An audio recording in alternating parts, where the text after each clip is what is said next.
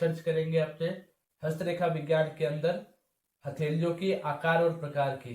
केवल हथेली की रेखाएं नहीं देखी जाती है, रेखाएं से पहले मतलब हथेली के आकार प्रकार उसकी बनावट देखी जाती है।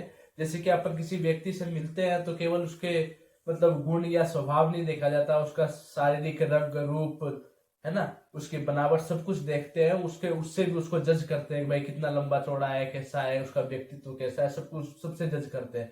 इसीलिए हस्तरेखा देखने से पहले हथेली के आकार प्रकार को देखना चाहिए।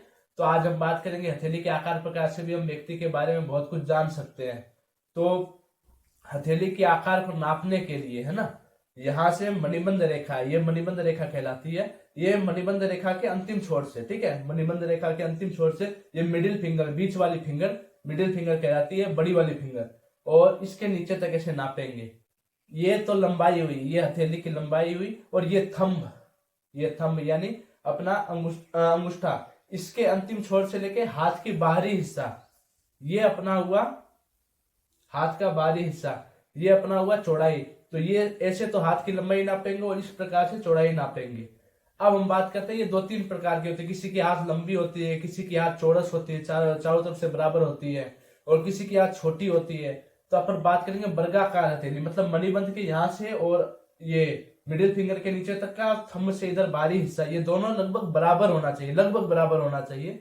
तो वे वर्गाकार हथेली बोलते हैं। वर्गाकार हथेली वाले व्यक्ति वाले लोग जो होते हैं वो बहुत नॉलेजेबल इंसान होते हैं। उनको सभी विषय में, मतलब आप पॉलिटिक्स में पूछ लो, या फिर उनको शिक्षा में पूछ लो, या फिर उनको किसी भी चीज में, समाज के बारे में, तो वो बहुत व्यापार के बारे में नॉलेजेबल इंसान होते हैं। उनको सभी चीजों में कुछ ना कुछ नॉलेज होता है और वो अच्छा सजेशन देते हैं। कोई दुखी व्यक्ति है उनके पास गया तो उनको अच्छा सजेशन देंगे, कोई ना कोई अच्छा मार्ग उसको जरूर बता करके भेजेंगे। ये उनमें खासियत होती है। वो धीर गंभीर और शांत स्वभाव के भी होते हैं, लेकिन उनका गुस्सा आने पर, उनका गुस्सा बहुत मतलब थोड़ी देर का होता है लेकिन उग्र गुस्सा होता है।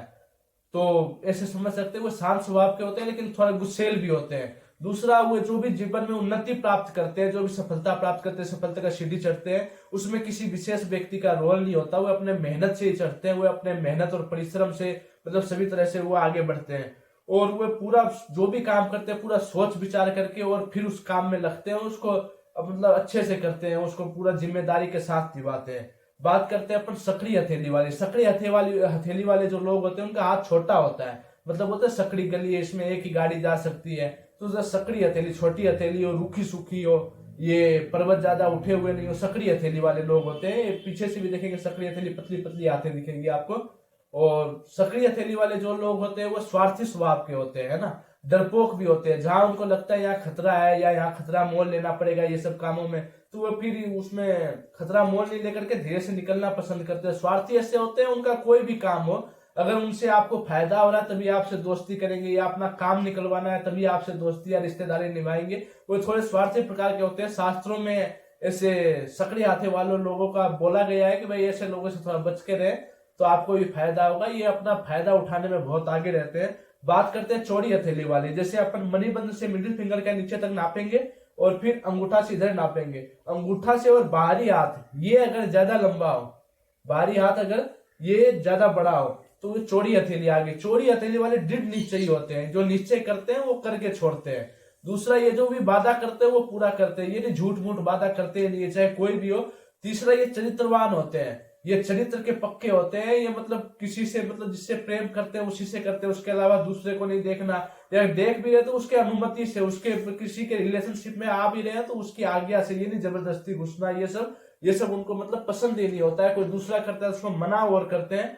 और ये लोग बहुत चरित्रवान होते हैं और सुदृढ़ निश्चय वाले होते हैं। लेकिन हथेली ज्यादा चौड़ी हो, मतलब थोड़ी बहुत चौड़ी में तो ये सब है, अगर ज्यादा चौड़ी हो तो फिर उनका स्वभाव क्या है, पल पल में बदलते रहता है। वो अलग अलग विचार उनके मन में आते रहते हैं। वो क्या करते हैं, एक समय में एक से बहुत अधिक काम ले लेते हैं और फिर सारे काम एक बैलेंस में रखने के लिए कोशिश करते हैं, लेकिन रह नहीं पाता और एक काम खराब होता है, फिर दूसरा खराब होता है, सारा काम खराब हो जाता है और एक भी काम सक्सेस नहीं हो पाता, जिससे वो बहुत दुखी होते हैं। उनका जीवन इस तरह से दुखी चलता है। तो ज्यादा चौड़ी हथेली वाले लोगों के लिए सजेशन है, एक टाइम में एक काम मिले और उसको लगन से और मेहनत से पूर्ण करें।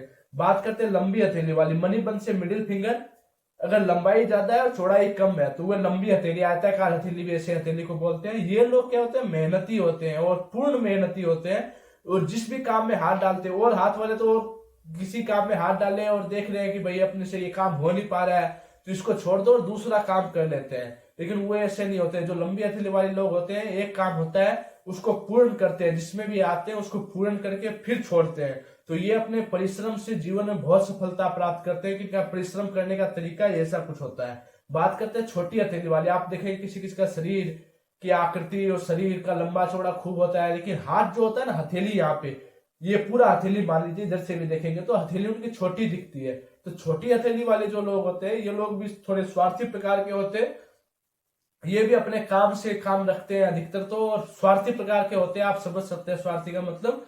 और दूसरा, ये लोग क्या है, कमजोर प्रकृति के थोड़े बहुत ये भी होते हैं। ये भी थोड़े से डरपोक स्वभाव के जरूर होते हैं, और साथ में ये कल्पनाशील होते हैं। ये कल्पना बहुत बड़ी बड़ी करते हैं, सपने बहुत बड़े बड़े देखते हैं, लेकिन वो काम को पूरा नहीं कर पाते हैं जो सपने देखते हैं, क्योंकि इनमें काम करने की क्षमता कम होती है, सपना देखने की क्षमता बहुत अधिक होती है। तो कल्पना में इनकी जिंदगी आधी निकल जाती है, और जो भी सोचते हैं वो पूर्ण रूप से हो नहीं पाता है। हथेली के और भी आकार प्रकार में, जैसे ये शार्प हथेली जिस तरह से नीचे से ऊपर की ओर जा रही है, बराबर है सभी जगह से, ज्यादा ऊंची नीची नहीं है।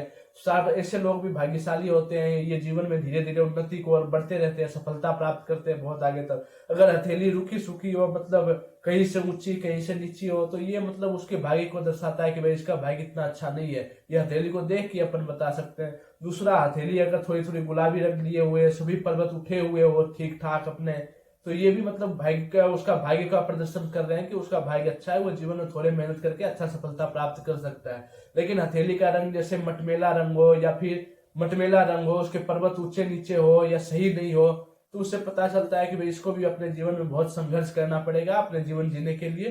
तीसरा, किसी किसी की हथेली थोड़ी थोड़ी नीले कलर की होती है, बैंगनी कलर जैसी दिखती है, तो ऐसे लोग क्या होते हैं, शराबी बन जाते हैं, या फिर नशा के लाइन में वो ज्यादा चले जाते हैं, और उनका जीवन नशा में ही निकल जाता है। किसी किसी कहते हैं थोड़ी थोड़ी पीली दिखती है, थोड़ी थोड़ी येलो टाइप की दिखेगी, वो क्या है, बेचारे बीमार रहते हैं बहुत अधिक, उनमें खून की कमी होती है, या मानसिक रूप से या फिर शारीरिक रूप से वो बहुत ज्यादा बीमार रहते हैं।